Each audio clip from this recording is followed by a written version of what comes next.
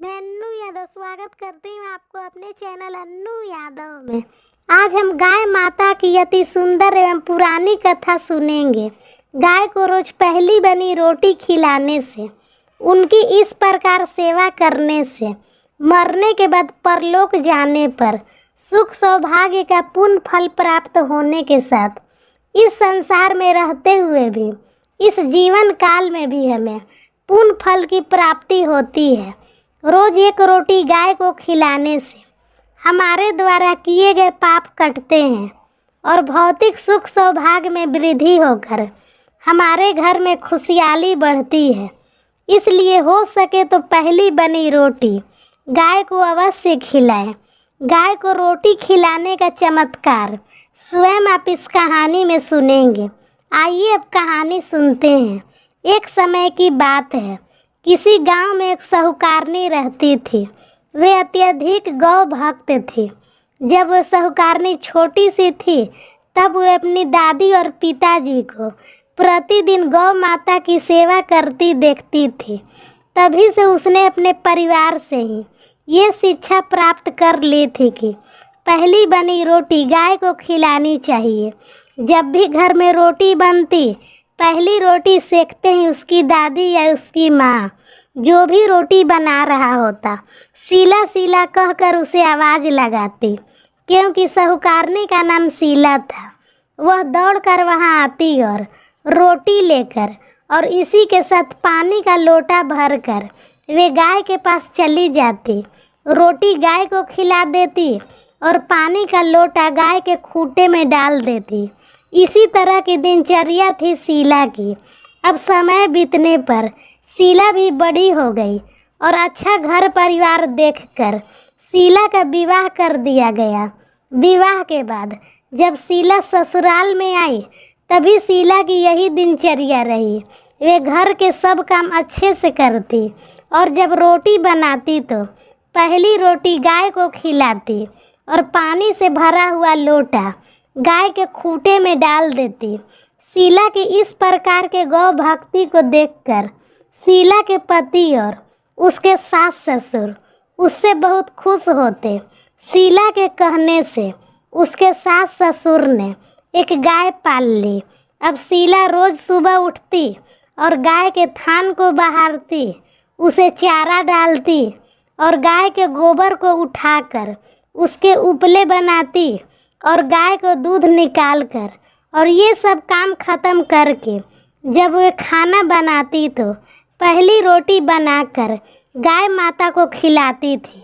शीला के ससुराल वाले शीला के इस प्रकार के सेवा भाव से बहुत ही खुश थे। गाय माता के आशीर्वाद से अब शीला को पुत्र की प्राप्ति हुई। अब शीला के घर में एक या दो गाय सदा रहती और वे उसका सेवा खूब करती। गाय के सभी काम वे समय पर और पूरा भाव के साथ करती।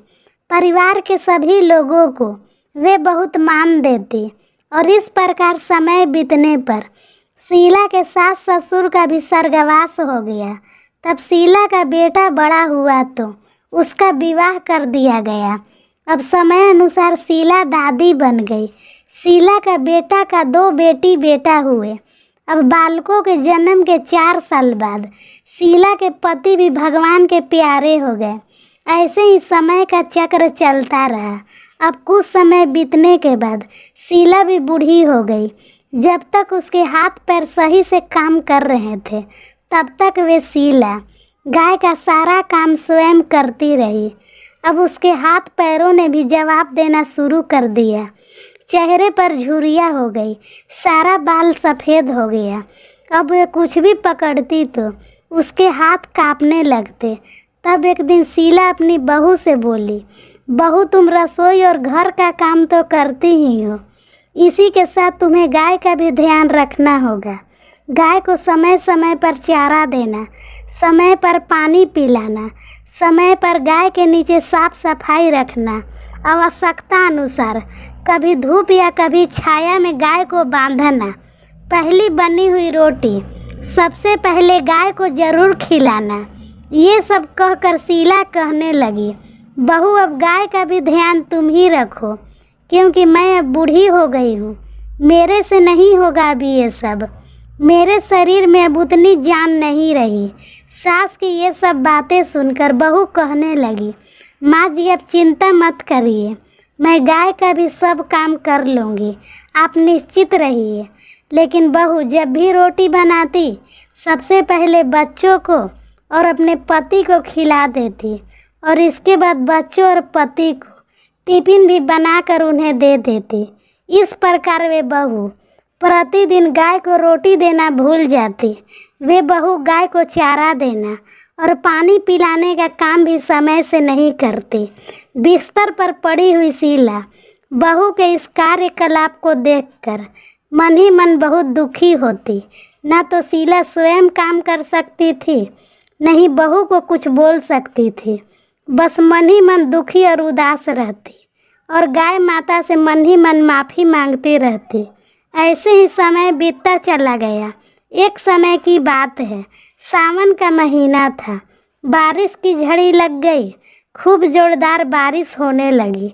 लगातार 24 घंटा तक पानी बरसता रहा। गांव और नगर के सभी गलियों में घुटने तक पानी भर गया।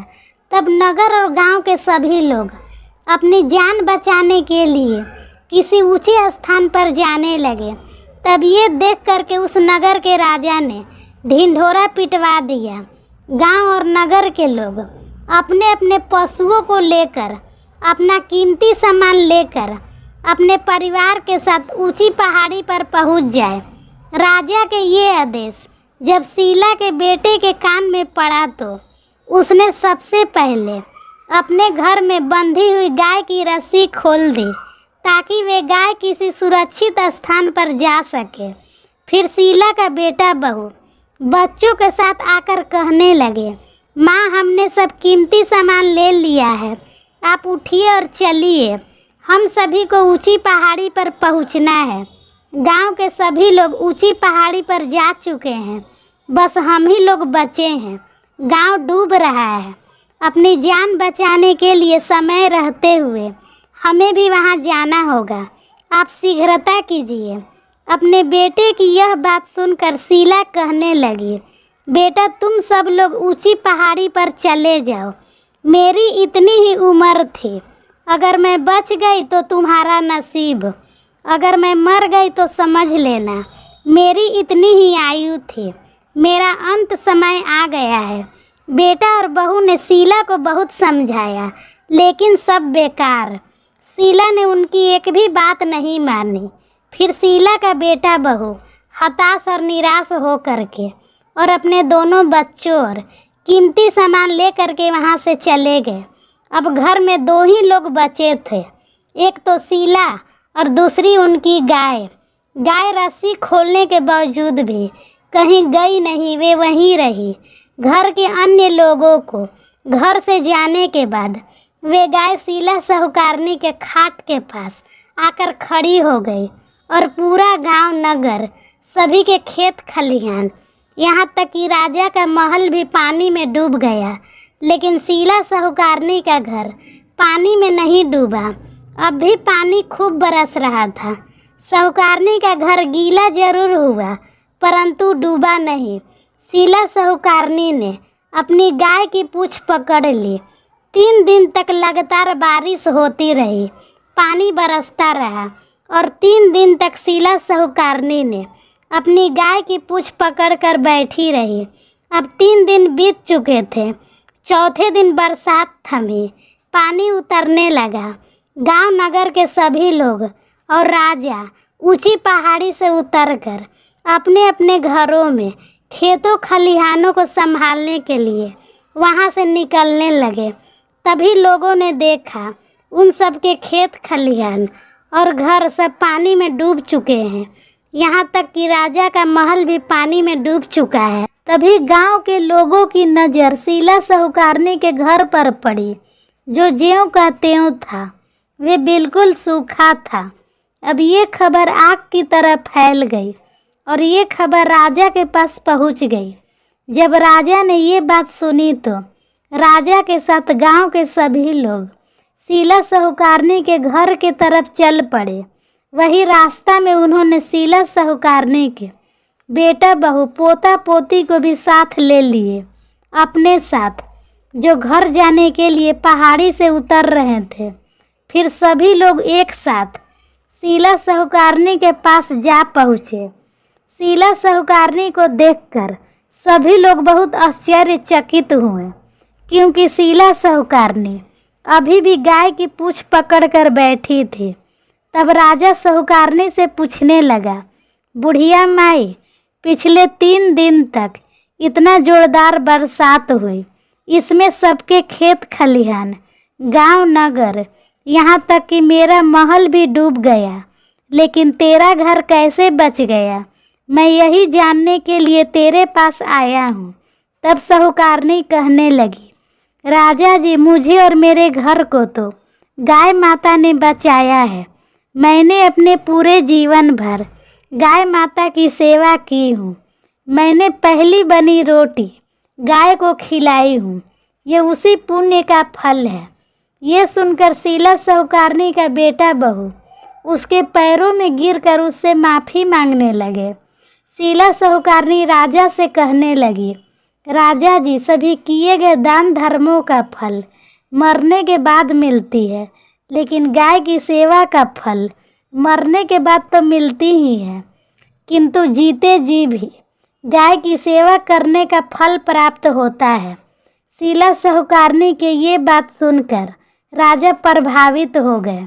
चमत्कार गाय की रोटी खिलाने का ये तो राजा का समक्ष ही था। राजा ने पूरे नगर में ये ऐलान करवा दिए कि पहली बनी रोटी सभी कोई अपनी गाय को खिलाए। जिसके घर में गाय ना हो वे बाहर दूसरी गाय को खिलाए और गाय माता की सेवा करे। सब बोले, गाय माता की जय। हे मेरी गाय माता, जैसे अब बुढ़िया माई शीला साहूकारनी की रक्षा करी, वैसे ही इस कथा को कहने वाले, सुनने वाले और हुकारा भरने वाले की भी सदा रक्षा करना। सभी व्रत कथा के साथ गाय माता के भी कहानी अवश्य सुने, इससे पुण्य फल की प्राप्ति होती है। हो सके तो पहली बनी रोटी गाय को अवश्य खिलाए। जीते जी किया गया धर्म कर्म ही हमारे साथ जाता है, मरने पर यही काम आता है। सब बोले, गाय माता की जय। वीडियो अच्छी लगी हो तो चैनल को लाइक और सब्सक्राइब करना ना भूले। वीडियो देखने के लिए धन्यवाद देती हूँ। खुश रहिए, मस्त रहिए, आपका दिन शुभ हो।